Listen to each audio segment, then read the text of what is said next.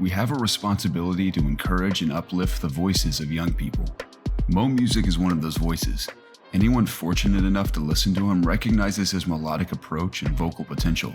Based in Richmond, Mo credits his family and community for provoking the beginning of his singing career. Like Dr. King, Mo has a dream, and he's doing all he can to make that his reality. Please sit back and enjoy the rise of a celebrated young artist long before the world recognizes he's worth celebrating. Welcome to another episode of the Somebody's Son podcast, where biting your tongue is never allowed. Young men battle with the pressures of manhood every day. Each episode, we tackle topics that focus on worth, actions, and relationships. Our goal is simple: help men win the war with themselves.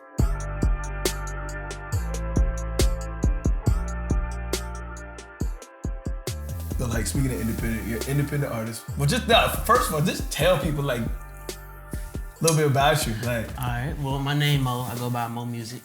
I'm from Richmond, Virginia. Been here my whole life. Yeah. Been singing for a while now. I knew I could sing when I was a kid, but I was always the nervous type. Mm-hmm. I didn't want to sing for me. I don't want to sing. I feel it. For y'all, nah. It probably, I'm gonna say like 5 years ago. I got on this app called Periscope. I don't know if you ever heard of it. Yep. That's where I kind of really got my confidence. You know, I got up to about 18,000 followers on there, and I was just singing. And I'm like, oh, they really like my music. Like, I'm really a good singer. Mm-hmm. So I'm like, all right. So I just kept singing on there, just following. And maybe about last October, I got serious about music. Mm-hmm. So I just been trying to pursue it heavy now. That's pretty much. Go ahead. No, I was just gonna say, I'm glad you. Forgot to have my slides on. Yo, you're sick. I'm glad that you started to take music seriously, and we actually got connected because Chris' little cousin Silver, who I've seen like not as much as his cousin has, but I feel like I've seen Silver grow. Mm. Silver hit me and was just like, yo, you gotta meet this dude. Like, yeah. You came in a live one time, right? Yeah, I jumped in the live. I try to support people in the lives, bro. Like, Chris will tell you, man, I feel like me and Chris, we're very much the same in this. We try to find ways to, like, support people as much as we can. So I don't live in Richmond or Virginia anymore, but anytime that I can, I just hopped in the House on Market live. Yeah. Last week, they had an artist in here performing, OK Cozy, I think. OK Cozy, I'm sorry. So yeah, man, I hopped in the live and my man Silver just went hand, was like, yo, you gotta meet my guy. And the rest is history, bro. We seen you in the booth, House on Market booth, written a little bit. Yeah, so it's good. But like, when you think about your gifts, like, how was that fostered? Was it your mom? Was it your dad? Was it everybody? Because I know Chris said your brother has been recording as well. Yeah, my brother, shout out to LaVelle. But it's been my dad. I really got my singing from my dad's side of the family. And my grandfather, biggest role model. Like, he was singing in church all the time. So I really got it from that side of the family. Now, my mom's side, she can't. You don't got it. Yeah, sing around the house, you know. You got the headphones on, you think it sound good, but like, No, that's cool. I was gonna ask you where is like the you mentioned you knew you could sing as a kid, and I know a lot of people who they can sing and they are pursuing a career as an artist, and they started in the choir in the church. Mm-hmm. Did you have the same experience, or were you somewhat just like not the same experience? Nah, like literally. My mom always wanted me to join the choir. I just was always nervous to join the choir. And so I was always to myself, like I said, I was a shy kid. So literally, like, when I became upper teens, 19, you know, that's when it was. How old are you now? I'm 25. 20. Yeah, I thought he was my age. That's good, but he got that good. He drink a lot of water. He does the Pharrell. Drink your water. You do the Pharrell face routine. Yeah. Nah, but that's dope, bro. And so I want to ask you this, from a creative aspect. So I heard Thursday, by the way. Go get that new Thursday. Mo Music on whatever, Spotify, Apple Music, whatever you got. Apple Music. Tidal. That joint is crazy. Tidal. Yes, definitely Tidal. But so you write You mix the joints yourself. What's the creative process like? First of all, how do you get inspired to create a song, like not just like that, but just in general? Well, I didn't mix it. I wish I could know how to mix it. Shout out to Solomon, but I was there through the whole process. Okay. So when the creativity comes, it's just like, we'll sit there and look for beats, and then be like, yo, that's the one. And so I get up, I get to the booth, and I just start doing my melodies first. And that's how I start, we'll start cutting it out. Oh, this one. And then once we go through the whole track, we'll finish and be like, what melody do we like the most? Then after that, that's when we start breaking down the song. We're going to use this, and then put the lyrics to it. And that's how. And is that typically how artists, create music, or do you find that you have somewhat of an unorthodox approach to creating music? Some people freestyle in the booth. Some people have it written down already and then go to the booth. I like to personally be in the booth and then work. Just work. If I'm working, I'm getting something done. If I don't finish a song, I guess I gotta come another day. But other than that, I just gotta keep working, making the song while I'm in the studio. Yeah. 25 from Richmond, Virginia. You're sitting next to a man who is from Richmond. I've often heard, I claim Richmond as home, but I wasn't born and grown here. Like I moved here later on in life. I did high school, undergrad, grad school, but hearing Chris talk about Richmond and what it felt like traversing throughout the community it's a miracle he is where he is, which lets me know that there's a purpose that he's here for. I feel like in your music, you're not a guy who just got melody. Like it's mad soulful, regardless of what you're talking about. Like, where is music like the way you express your own? Because we got social injustice, inequality happening right now. I can't even imagine Richmond, but just being able to talk to so many friends that still live here when they removed the monument. Like, how are you? Is that where you channel or off? We talked about offloading stress and stuff. Is that where you offload in the booth? Or is it different for you? Yeah, pretty much. Like I said, when I am recording, I just kind of go with like what's in my head right now, or like past, problems or anything. I just say it right there in the booth right there. Yeah. And like having people around me to bring my creativity even more alive. It just feels good having creative people around me. So, but yeah, that's where I kind of, go in the booth and just kind of, express myself. Yeah. Is there anybody that you? So it's funny. The best book I don't know if it's the best, but it's definitely a top 3 book I ever read. You recommended to me, and it's called "Steal Like an Artist." That's a good book. Yeah, you know where I'm going with this, right? Yeah. Is there any artist that you feel like, and if you could just expand upon maybe, because there's gonna be artists who are gonna watch this and they're gonna want to take something away from hearing how you go through the creative process or who inspires you. Is there anything? Is there anyone that you look towards their music as inspiration for one? And do you think it's important as an artist to, in the book they talk about, not really copying anybody, but taking little pieces and then making them your own. Yeah. Is there anybody you feel like you do that for? And is that important as an artist to do?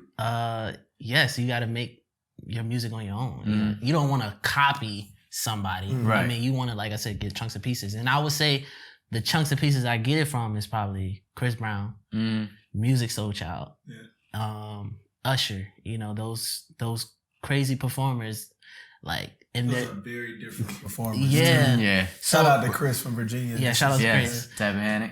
Yep. So I take just a little bit because they give you that positive energy when in their music, but they can also give you versatility too. You know what I'm saying? You can go from pop, sad in your feelings, to living it up in the mansions or something, having a good time. And that's what kind of music I want to create for. If you want to listen to sad stuff, you can listen to Mo. You want to listen to upbeat stuff, you can listen to Mo. Yeah. You want to rock out, and listen to Mo. Yeah, it's interesting you named the very 3 amazing, talented young men.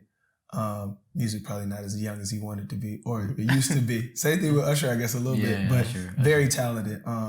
But I heard something recently. So I was at a museum in Atlanta, and basically they were highlighting a costume designer. She's very notable in the space. Ruth Carter, amazing. And what they were saying is, when you watch film, different people watch film for different things. So like Garrett, who's our producer and director, like he listens for things that I just wouldn't even like pay attention to. Right. Yeah. But like with Miss Carter, what they were saying is that when you look at certain costumes, it almost tells you the time period in which you were, not because it's reflective of the fashion in that moment necessarily, but who they're paying homage to or who they're giving reverence to. And it sounds like with you, even with musicians, your music is paying homage or odes to people that came before you.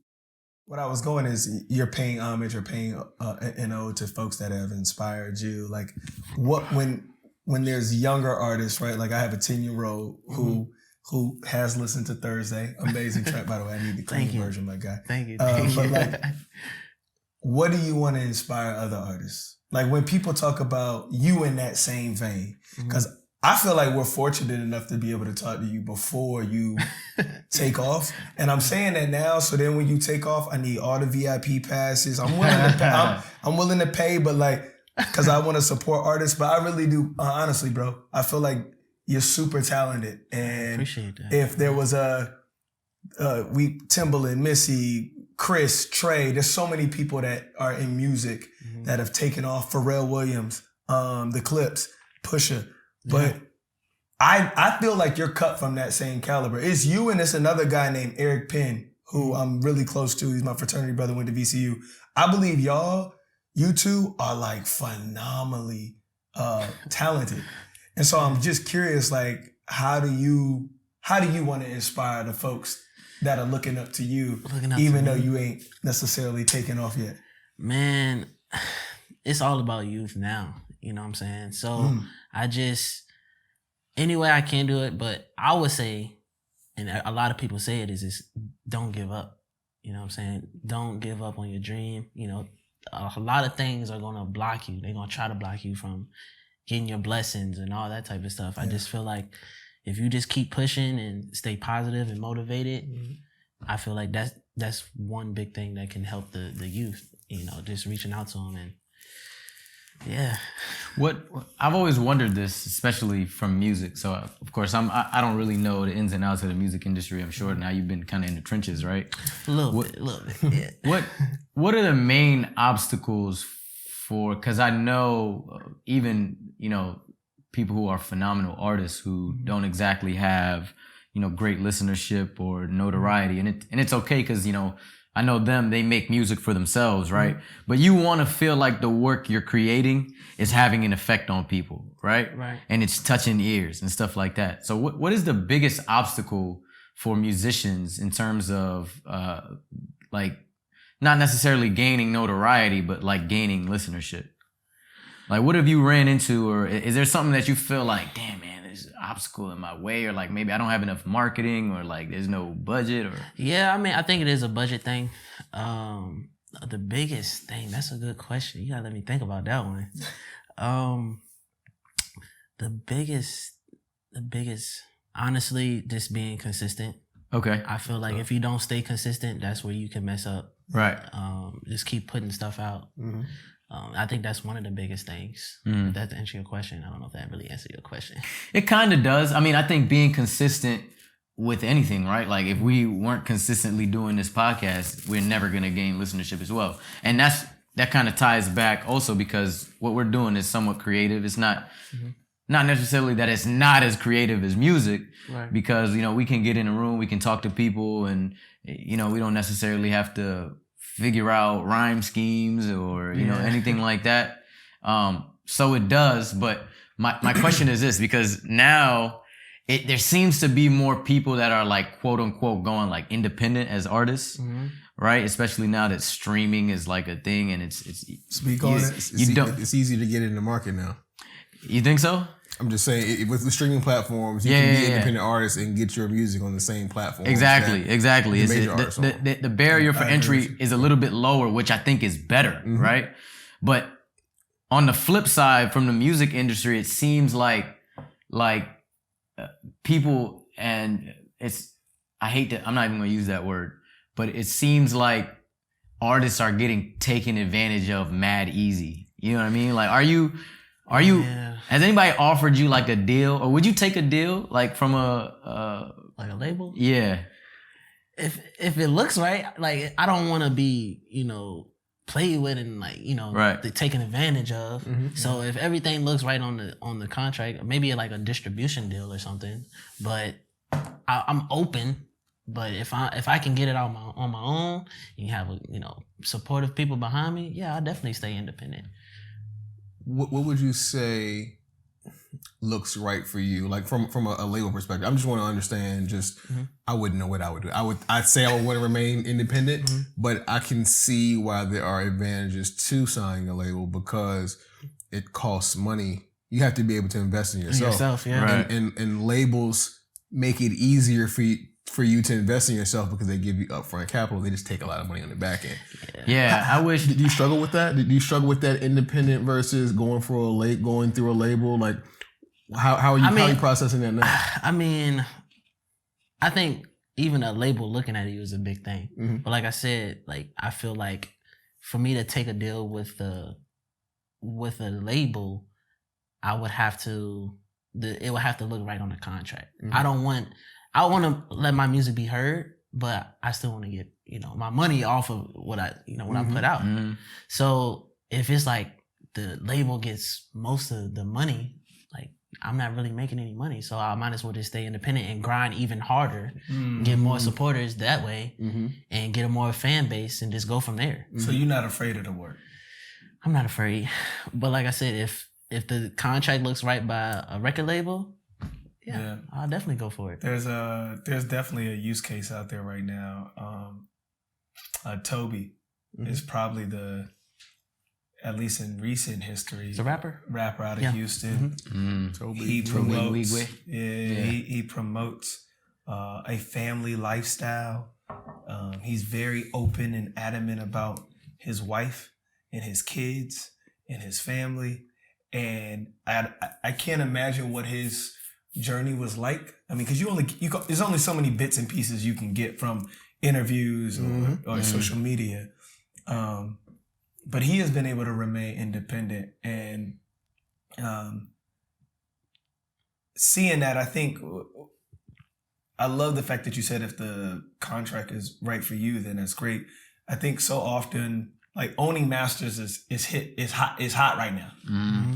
Owning your own masters is hot right now, and I'm not against folks wanting to own their own content. I especially when you look at where we came from and we own our own content, right? So like I'm not mad at that. I think at the same time, there's different strokes for different folks, and we have to be able to create somewhat of a leeway for folks to be able to figure out what's best for them. So it's I think Tobe's probably the most recent use case of success, and I support him as much as I can, stream his music as much as I can. Dope. Dope. Cage Bird is one of my favorites, but that's good that you haven't pigeonholed yourself to say I have to stay independent or I have to stay with a label. Yours is what's most conducive for me, and that's awesome. If you can wave a magic wand, right, and be able to see your accomplishments musically in the next 5, 10, 20 years, what would you hope to see? What would you want to see? What would you have happen once you wave that wand? Wow. I think I would want to be the new younger face of R&B, inspire kids to keep pushing. And like I said, because kids, you remember a lot of stuff as kids. You can go to a story right now. Everybody can go to a story right now as a kid. Remember, like, the back of your head. Yeah. So I think the childhood is the most important thing. So now I just feel like if you get them young and they keep listening and understanding the lyrics of songs. Yeah. Man, that's powerful. You didn't say Grammy. You didn't say platinum sales. You said get back to the kids. You're going to be all right, man. You're going to be all right. And that's not necessarily to say that it's wrong to say, I want to win a Grammy. There's nothing wrong with acknowledgement. No, right. it does reflect his priority though. Right, exactly. No, I agree. Which I again, like I said, man, like you're cut from a different cloth, and that's why ever since meeting you or even hearing your music, I everything we can do to champion you, we will. First season, we did the same thing with Eric Penn. The theme music is an Eric Penn track. Like, that's his track. Yep. We were going to champion artists. And it's probably a little too soon to tell you, but I know I called him. One of the things we wanted to do is, especially after spending time with you inside of a booth, writing with you, one of the things we're going to do this season, we didn't do this last season. So Joe Budden has sleepers. Talk about still like an artist. Joe Budden has sleepers. So he plays like these sleeper tracks that are probably not the most mainstream or commercial, but it's a way to like pay tribute to artists and their artistry, which is phenomenal. Ours will be a little different because after spending time with you, I'm like, hey, I called Chris. I was like, we got to champion independent artists. Not to say that commercial artists don't need to be championed, because I still support the Jay-Z's of the world or the J. Cole's of the world. But like Chris said, the barrier of entry is a lot easier, but borrowing his phraseology, like cutting through the noise is hard. Because the barrier of entry is so low, it's so hard to find because there's so many different artists, right? Yeah, definitely. And so we're going to use our platform this year to make sure we champion independent artists. I love Eric Penn to death. That's my guy. I think he's a phenomenal writer. And I don't think he would have any problem with this. But we will make sure that your music is the first one played on the podcast for season 2. And we will continue to play Eric Penn music too, because Eric Penn is a phenomenal artist. We're going to have to definitely get y'all two together. But you inspired that. And you didn't know you inspired that because we don't script our podcast. So I'm telling you, I'm giving you your flowers while you're here. I appreciate it. But spending time with you, we have a responsibility to make sure that we champion and support folks like you. Wow, so we gonna do that. Appreciate that. Y'all was in the booth together?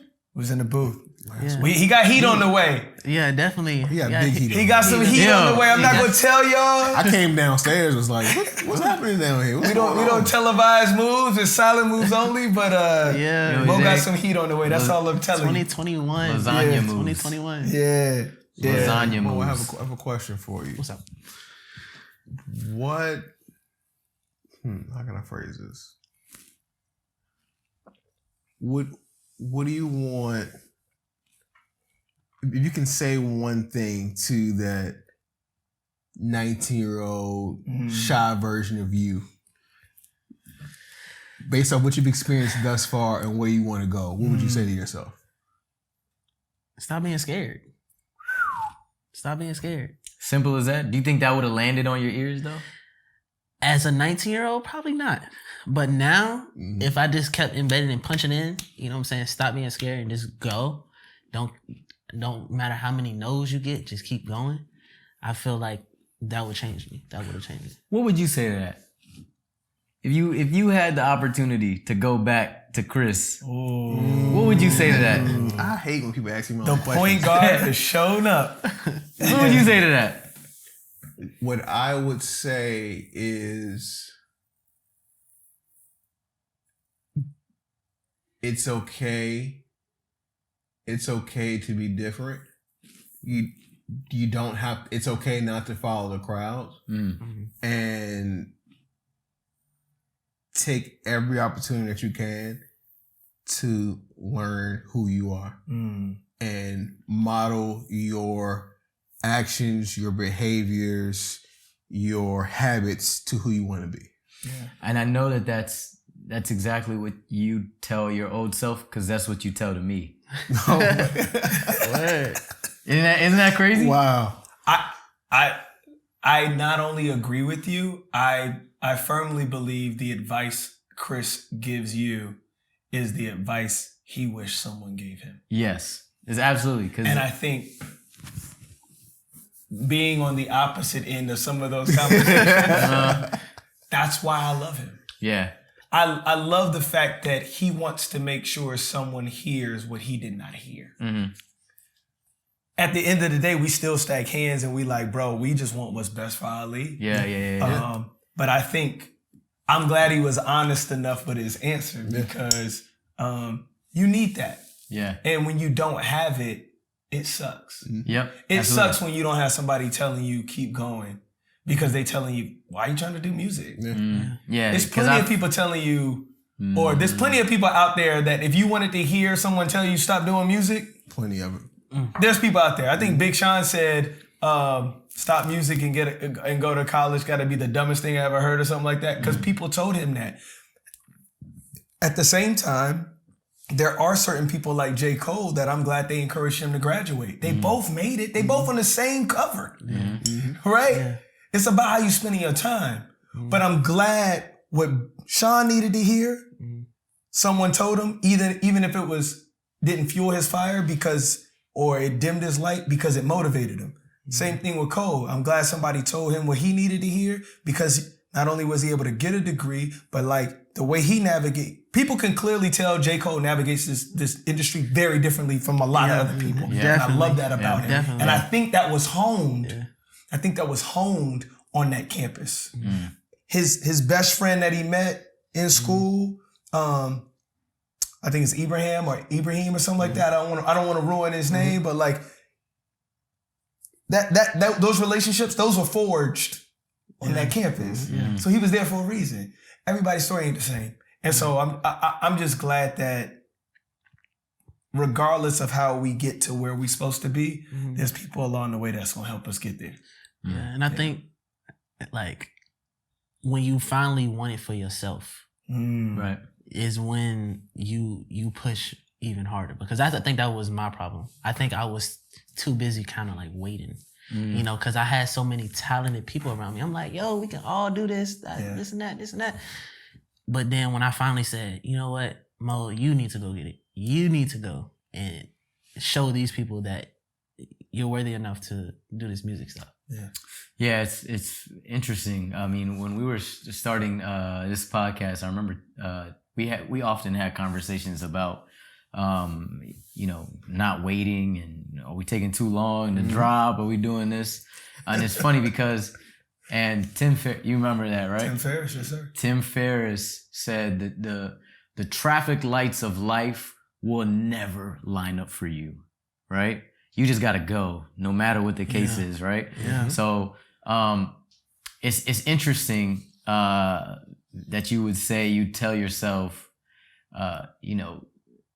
don't be afraid, don't do this, because I'm sure there were probably situations that you were in or people that you were around where you didn't necessarily feel like you can do this music stuff and the environment would be okay with it, right? Or like, no, you're right. Yeah. So but I wanted to ask, I feel like I know the answer, but I wanted to, because they already gave theirs, I feel like I know this answer, because the beautiful thing about Donald is that he's very open about how he used to be a rascal back in the days, right? Like a rapscallion. I don't think I've ever actually described myself as a rascal. But when you said that, I'm like, that's it. That's it. He's a rascal. But that's light though. From what I've heard, I wanted to ask Faith about it, because she knew you firsthand. But from what I've seen, specifically, I've seen the firsthand or the primary sources on YouTube of Donald doing his oratorical.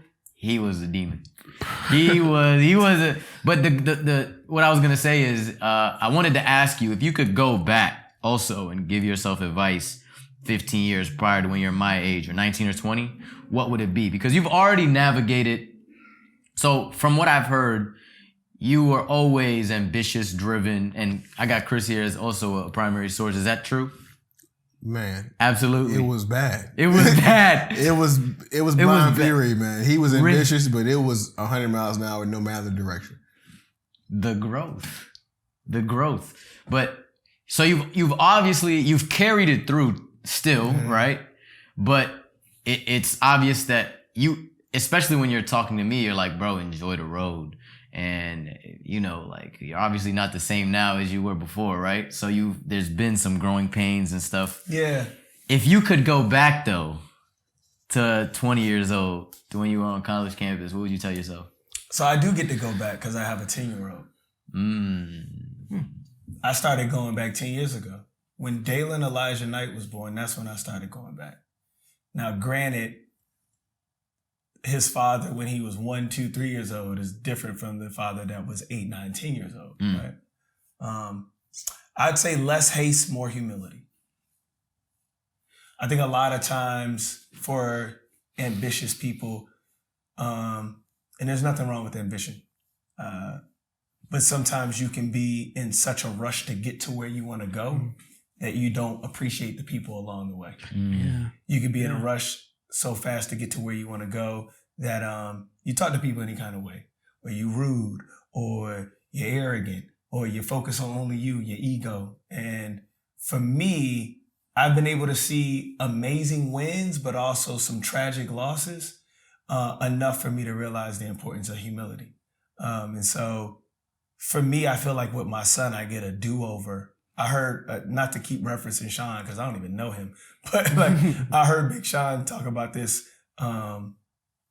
He felt like he get a do-over. I heard J. Cole say this too about his younger artists on his label, that he felt like he get a do-over because he was such in a rush to become like Hove or be as successful as Hove that he didn't even get to enjoy his own journey.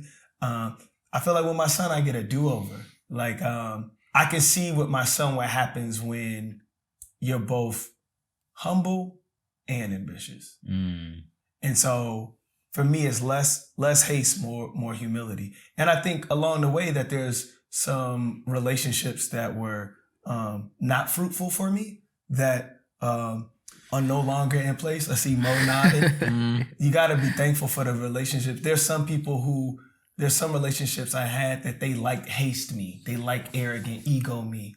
And I'm glad those relationships are not necessarily around. Love those people, but they're not necessarily around. I'm gonna borrow from Chris. Some people you gotta love from a distance. Yeah. At the same time, I'm very appreciative for the people that were patient with me, beginning and starting with my mom and my wife.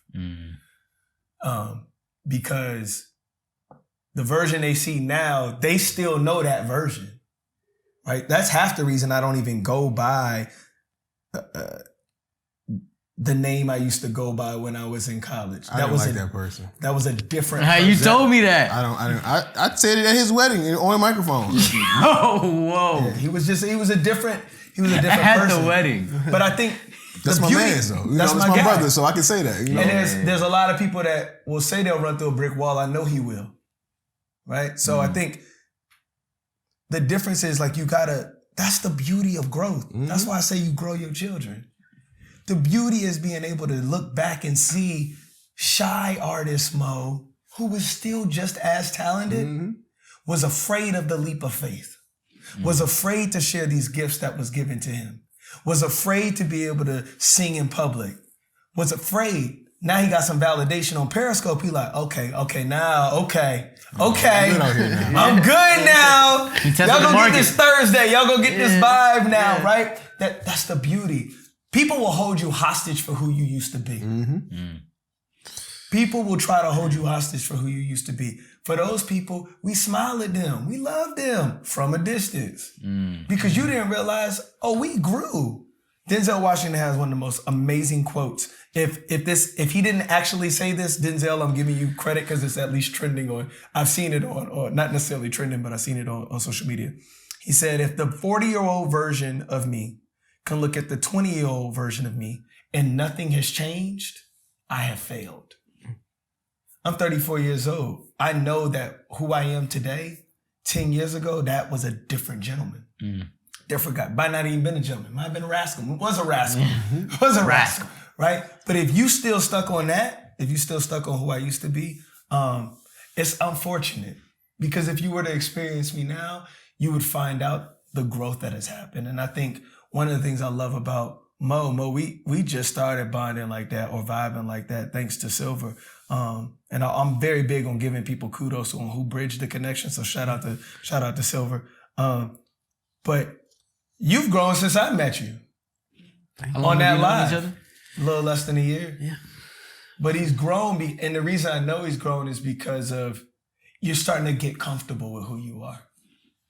And even though you're 25, there's never a point in life where it's too late to get comfortable in who you are. Like the ambitious side of me was always there. The other sides of me, the soft skills, I needed to work on those significantly. But I'm now settling into who you are, who I am. Yeah. And it's beautiful, man. It's beautiful to see friends who've been with me since then be able to appreciate who I am now. It's beautiful to see a wife who saw me then appreciate who I am now. And that's why I'm telling you, you about to take off, bro. You, Eric Penn, Chris Scholar, it's certain artists, it's certain artists from Virginia, they about to take off because they comfortable now. And when you comfortable, I seen comfortable. LeBron James right now, he comfortable. Mm-hmm. It ain't even close. 25-year-old LeBron has nothing on LeBron James right now. Why? Because he comfortable. Kevin Durant, it's getting comfortable. And when you get comfortable and you know who you are, you can walk in rooms and they don't even want you in that room. And you're like, bro, it's okay. I'm still here. Right. You don't understand. I'm supposed to be here. Yeah. The text says, thou preparest a table before me in the presence of my enemies, which means your enemies have to be present. As you continue to climb as an artist, there's people that are rooting for your music to fail. They don't want to see you come out of Richmond. Yeah. They don't want to see you be successful. When you see them, smile. Don't be arrogant, but smile knowing their presence is required. It's required because in order for you to get to where you go, you got to see some naysayers. We celebrate these artists or these business people as if they didn't have no hard times. Rosalind Brewer just became the CEO of Walgreens. If you think Rosalind Brewer didn't have people in certain rooms, corporate rooms, rooting against her, if you think there were plenty of people on campus that didn't want J. Cole to ever make it, not everybody smiled when he finally got his mixtape to Hove. Yeah. You need those people, not to become arrogant, but because humility is very important. So you don't want pride to go before your fall. So I just want you to know, I consider it an honor to witness you and to witness your climb. I love your music. I think your music is amazing. Thank you. I'm glad that my son is going to be able to pull up when he's 15. He could pull up to the Mo Music concert and, you know what I mean? He get to go through a different door because he know, you know what I mean? My dad know Mo. I think that's phenomenal. But I want you to keep doing what you're doing, bro. Man, keep doing what you're doing and know that anything that we can do to champion you, we will. Thank you, man. I Yes, appreciate sir. it. One more question I have for you. What's next for Mo Music? What's coming up? We are wherever we are in 2021. Not sure when it's gonna drop. Yeah. What's next for the rest of this year? Man, you know, I'm still building myself, you know? So I feel like every day I'm just trying to make myself better and better. Yes, sir. But I think the next thing is actually making it to the next level of my life. And that's being heard, you know, locally and on stronger, like a bigger platform to people know who actually I am. Yes, sir. So like the level I'm at right now, people know of me, you know, they like my music, but I want to get to that next level where like, it's like, oh, I'm finally getting some buzz. Like this is Mo, like, and then keep building from there. Cause you know, it's always levels to games, you know what I'm saying? Yes, sir. I'm just at one level that I just need to get to the next one. That's it right now. Do you have a project coming before the year is out? Ooh. What's the how? You gonna get to the next level? Chris always bro, my man he be on it. Yeah. He like, look, what's next? Okay, I got a couple more singles coming. But There we go. The project might be at the end of the year. There we go. Might be at the end of the year. I'm not rushing. I just want to know what's going on. We gotta have something to reach for, right? Yeah, I feel it. I feel you. So we got more singles on the way. More singles on the way in the summertime. Summertime vibes are coming. Okay. But Beautiful. End of the year, that's when the project probably will be done. Most likely. Well, let's do this, man. I'm going to offer my space to you. If you want to come do an intimate concert, you want to come do, you know, a live stream, whatever you want to do, the house is yours. Man, thank you. The house is yours. The house is yours. Man, thank you, man. I appreciate that. No problem at all. I appreciate that. Wow. I love seeing that. Wow. That's what real champion and support look like. Yeah. Man, I really I love that. Whatever you want to do. Hey, that's a blessing, man. Just being blessed. Thankful for everything. Man upstairs for sure. Amen. Yeah. Amen. I mean, I appreciate you for like, you're here before we open, right? Yeah. So yeah. I appreciate that. The fact that you took this drive and came out here and, you know, just the feedback you've given is phenomenal. Same thing with your brother. Like your brother has been very, him and I have been talking recently and you come from a solid family, man. Yeah, and we want to support you any way we can. So I appreciate it. yeah, just pull up, man. That so much, man. That's awesome. We hope you enjoyed this episode of the Somebody Son podcast. We encourage you to share this episode with a friend. And remember, on this path called life, you are not alone. Thank you for watching. Until next time. She like the way that I finessed it. She stared so long, she let me know that she invested. She too aggressive, no that don't impress me. Her passes get deflected, but I let her get some reps in. I'ma hit the dance floor and teach you.